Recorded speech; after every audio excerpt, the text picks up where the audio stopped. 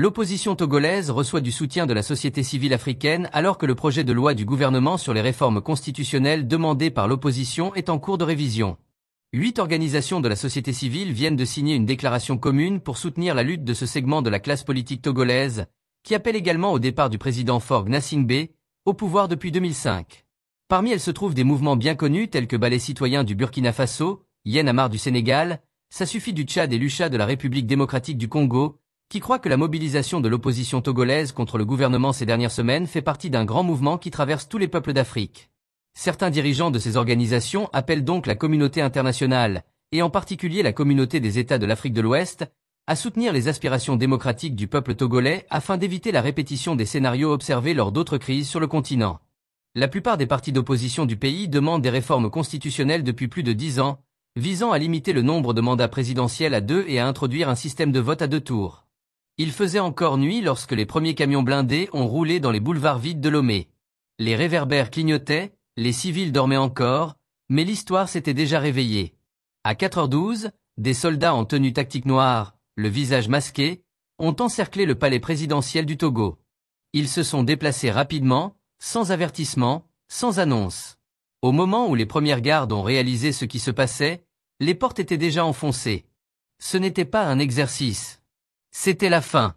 À l'intérieur, le président Faure Gnassingbé, dirigeant du Togo depuis près de 2 décennies, se tenait seul dans son bureau, confus, pieds nus, tenant son téléphone mais n'entendant aucune tonalité. « Nous avons été compromis », une voix paniquée avait chuchoté quelques minutes plus tôt sur sa ligne cryptée. « Les militaires, ils ne sont plus loyaux, ils arrivent. » Il avait ri jusqu'à ce qu'il entende les coups de feu, jusqu'à ce qu'il voie ses propres gardes du corps d'élite tourner leurs fusils non pas vers les portes, mais vers lui.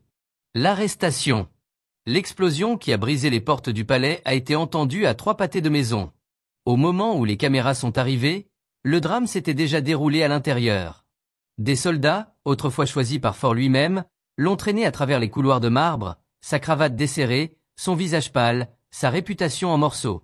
Un soldat a chuchoté froidement à son oreille, « Votre temps est écoulé. » Le Togo a choisi la liberté. Le monde regarde. Dans un moment sans précédent, une vidéo en direct a été divulguée. Elle montrait Faure, pieds nus, les mains dans le dos, descendant les marches de son palais en silence. Pas d'équipe médiatique, pas de cortège de voitures, juste le son des bottes, le bruissement des drapeaux et le rugissement de la liberté qui grandissait à l'extérieur. À 6h, les images avaient atteint chaque écran au Togo. À 7h, elles faisaient le tour du monde. Faure tombe, le Togo se lève. Les rues explosent. Des milliers de personnes se sont déversées dans les rues de Lomé, certaines pleurant, d'autres criant, d'autres tombant à genoux, incrédules. Est-ce réel? Est-il parti? Avons-nous enfin gagné? Des femmes battaient des tambours, de jeunes hommes brandissaient des pancartes cachées depuis des années. Plus de dynastie, l'Afrique n'est pas un royaume, le Togo nous appartient maintenant. Et au milieu du chaos se tenait un garçon, pas plus âgé que 10 ans, locataire un drapeau fait maison avec un mot écrit au charbon, libre. Le Togo s'était réveillé, mais le monde commençait seulement à comprendre ce que ce moment signifiait. Ce n'était pas seulement la chute d'un homme, c'était l'effondrement d'une ère. Pour comprendre la tempête qui a brisé le palais, il faut remonter le temps plus de 5 décennies en arrière. Le Togo n'est pas tombé dans une nuit. Il avait été pris en otage par un nom de famille depuis 1967. D'abord, il y avait Gnassingbé Eyadema, le soldat qui a pris le pouvoir par un coup d'État et ne l'a jamais lâché. Pendant 38 ans, il a régné d'une main de fer. Les élections étaient un rituel, pas un choix. Les dissidents disparaissaient. La presse était muselée. La peur était une politique. Et quand il est finalement mort en 2005, son fils, Faure Gnassingbé, a hérité de la présidence comme s'il s'agissait d'une entreprise familiale, passant de père en fils. L'ascension de Faure a été rapide, suspecte et mise en scène. Dans les heures qui ont suivi la mort de son père, l'armée a déclaré la continuité de la gouvernance. Ils n'ont pas demandé au peuple, ils leur ont dit « Vous avez retenu Eyadema, maintenant vous avez son fils ». Le Togo a regardé en silence, car chaque voix élevée contre la dynastie était accueillie par des gaz lacrymogènes, l'exil ou pire. La promesse qui a brisé Faure est arrivée avec un français poli, une éducation occidentale et des sourires doux. Il a parlé de réforme, il a parlé de moderniser le Togo, mais plus il souriait, plus les chaînes se resserraient. Les promesses d'élections libres ont été brisées, les réformes constitutionnelles bloquées, Les limites des mandats présidentiels contournées en secret. Les conseillers étrangers l'ont encouragé, tant que les contrats continuaient de couler et que l'influence de la France restait intacte. En public, Faure était le visage modéré de l'Afrique de l'Ouest. En privé, il construisait une forteresse de peur. Les jeunes pouvaient voir à travers, mais il y avait une chose que Faure ne comprenait pas. La génération née après 1990 n'était pas comme leurs parents. Ces jeunes regardaient les discours de Thomas Sankara sur leur smartphone, lisaient des manifestations panafricaines sur Instagram, partageaient des nouvelles de coups d'État au Mali et au Burkina sur WhatsApp, rêvaient de dirigeants qui n'héritaient pas de trône. Ils n'avaient pas peur. Ils étaient éveillés. Et quand le capitaine Ibrahim Traoré s'est levé au Burkina Faso, quand Assimi Goïta s'est tenu ferme au Mali, les jeunes du Togo se sont demandé « Si eux l'ont fait, pourquoi pas nous ?» Le pacte silencieux a commencé comme un murmure dans les casernes, un regard entre commandants, un message crypté ici, une frustration partagée là.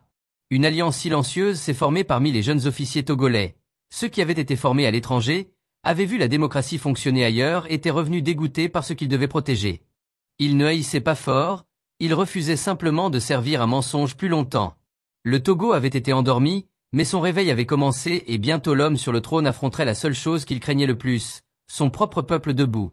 Pendant des années, le colonel Kwame Agyeom s'est tenu derrière Faure Gnassingbé, stoïque, loyal, inébranlable. Il n'était pas seulement le garde du corps du président, il était son ombre. Il protégeait les secrets du président, savait quel ministre volait, voyait quel dirigeant de l'opposition était réduit au silence. Il arpentait les couloirs du palais la nuit, entendant des murmures que personne d'autre ne pouvait entendre. Et pendant des années, il est resté silencieux. Mais quelque chose s'est brisé. Une ligne personnelle a été franchie. Une nuit, longtemps après minuit, le colonel Agyeom a reçu une enveloppe. Pas d'adresse de retour, pas de marque.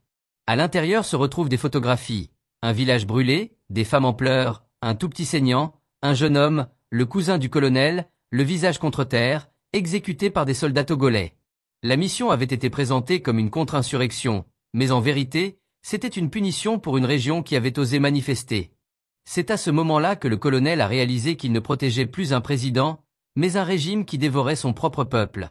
Au cours des 6 mois suivants, le colonel Agyeom a commencé à construire une alliance invisible, non pas de rebelles, ni de mercenaires, mais de patriotes togolais en uniforme, des capitaines, des lieutenants, des officiers de renseignement, tous jeunes, tous furieux, tous silencieux. Ils se rencontraient dans des chats cryptés, partageaient des cartes, des horaires, des plans du palais. Ils l'ont appelé Opération Minuit. Le point de bascule. Le déclencheur final est survenu lors d'une nuit orageuse de septembre. Faure a ordonné l'arrestation d'un enseignant à Sokodé pour avoir posté un poème en ligne. Ta couronne est faite de cendres et le vent se lève. Le colonel Agyeom lui a demandé, un poème est-il vraiment une menace? Faure l'a regardé froidement et a répondu, la peur est plus utile que le respect. C'était ça. Cette nuit-là, Agyeom a murmuré dans un canal sécurisé, c'est l'heure. Compte à rebours avant le coup d'État, jour 7. Les officiers ont discrètement modifié les rotations de garde. Jour 4, les caméras de surveillance dans les zones clés du palais ont mystérieusement arrêté d'enregistrer. Jour 2, un dernier message a été envoyé aux alliés au Burkina Faso et au Mali. Tenez-vous prêts, l'ancien lion est sur le point de tomber. Et au jour 0, alors que la ville de Lomé dormait, le colonel Agyeom a déverrouillé les portes intérieures du palais et a laissé la justice entrer. Il n'était pas un traître, il était un libérateur, portant l'uniforme de la trahison. Cela a commencé par un murmure, un étudiant à Kara a refusé de se lever pour l'hymne national. Une enseignante à Atakpamé a lu un poème interdit à voix haute dans sa classe. Une marchande à Lomé a déchiré une bannière présidentielle et a crié à la foule.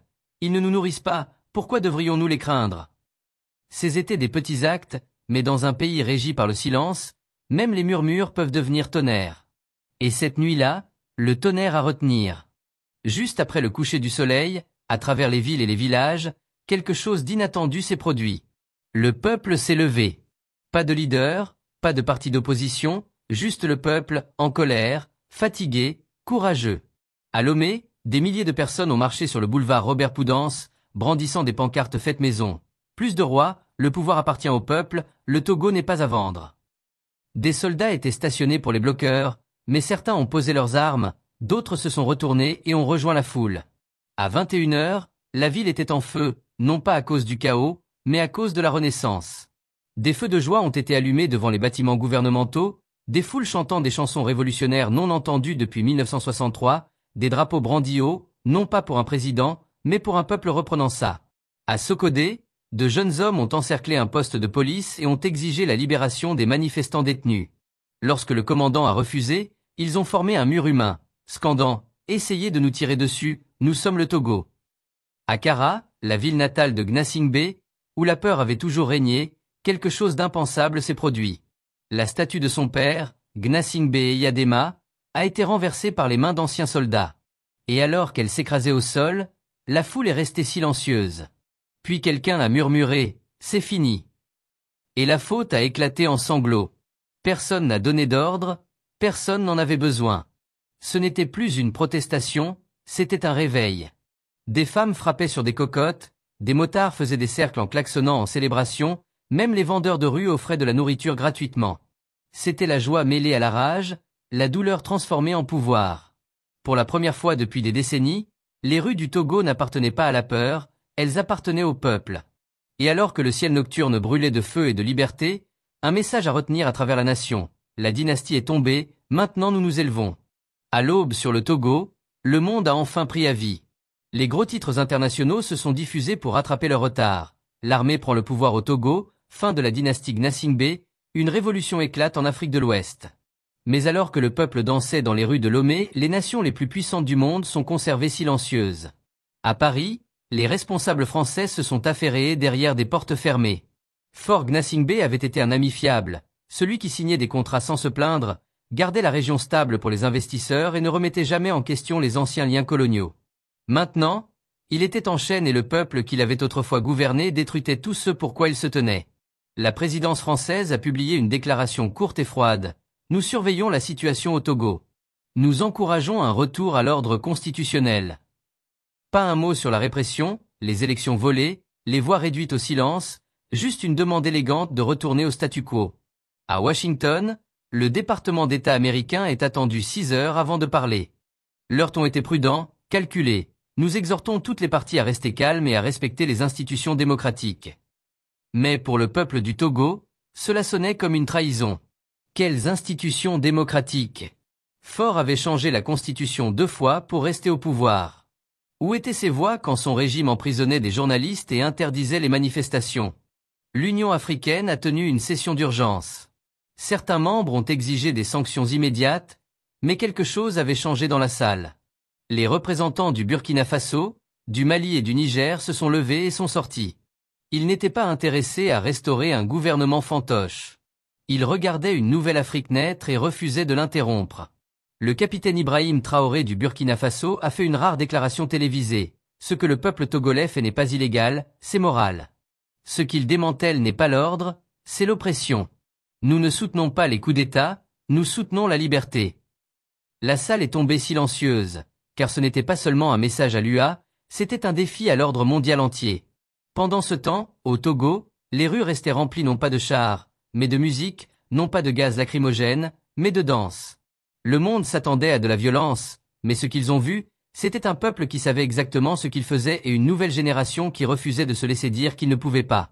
Ils ne mendiaient pas l'approbation du monde, ils lui montreraient comment la liberté se reprenait quand personne ne la donnait. Faure Gnassingbé, autrefois le visage du pouvoir au Togo, était maintenant assis dans une froide salle d'audience militaire sans tapis rouge, sans cortège de voitures, sans discours soigneusement préparé. Juste le silence et les yeux d'une nation.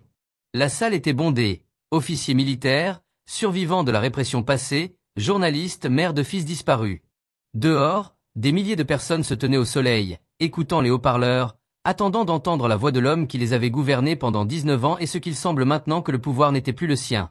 Les accusations ont été lues à haute voix. Corruption, fraude électorale, violence d'État, détournement de fonds publics, complicité de torture. Lorsque la dernière accusation a été retenue dans la salle, une femme au premier a murmuré « C'est l'affaire de mon frère ». Faure n'a pas bronché. Il portait une simple chemise blanche, sans cravate, sans médaille, juste le silence. Puis le premier témoin a pris la parole. Un ancien ministre, un homme qui avait autrefois serré la main des diplomates, signé des accords commerciaux, sourit pour les caméras. Maintenant, ses mains tremblaient alors qu'il témoignerait. Il a parlé de pots de vin versés à des entreprises étrangères, de millions détournés des hôpitaux, des écoles, des routes. Il a admis avoir remis des enveloppes d'argent à de faux consultants, pour voir l'argent finir dans des comptes bancaires parisiens. Puis il a regardé fort et a dit « Je l'ai fait pour vous, mais je l'ai fait par peur, pas par loyauté ». La salle était silencieuse. Puis est lieu la mère d'un étudiant universitaire tué lors de manifestations. Elle a tenu le cahier taché de sang de son fils et a dit « C'est pour cela qu'il est mort, non pas par haine, non pas pour la vengeance, mais pour que, un jour, vous soyez assis où vous êtes maintenant et soyez jugés. » Les yeux de Faure se sont baissés pour la première fois, ses mains se sont serrées. Le tribunal lui a donné la chance de parler. Il s'est levé lentement, s'est éclairci la gorge et a dit « Vous pensez comprendre le pouvoir. Vous ne comprenez pas. Le pouvoir n'est pas ce que vous détenez, c'est ce qui vous détient. » Il n'y avait ni larmes ni excuses, juste une défense vide d'un homme qui pensait que la présidence était son héritage. Le juge militaire a ajourné la séance, mais dehors, la faute connaît déjà le verdict. L'histoire avait déjà parlé, et pour la première fois de mémoire vivante, le peuple croyait en la justice, non pas de la part du système dans lequel ils étaient nés, mais du courage qu'ils avaient enfin revendiqué.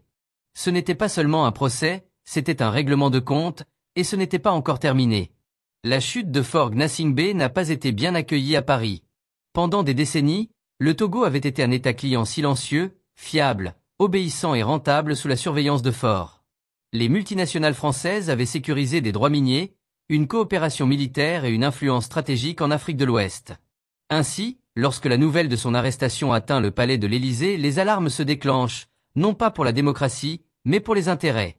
Derrière des portes fermées, les responsables du renseignement français se sont réunis en session d'urgence. Le verdict a été rapide, nous devons extraire Faure. S'il parle, s'il avoue, nous risquons de perdre toute la région. Une opération secrète a été autorisée dans les 48 heures.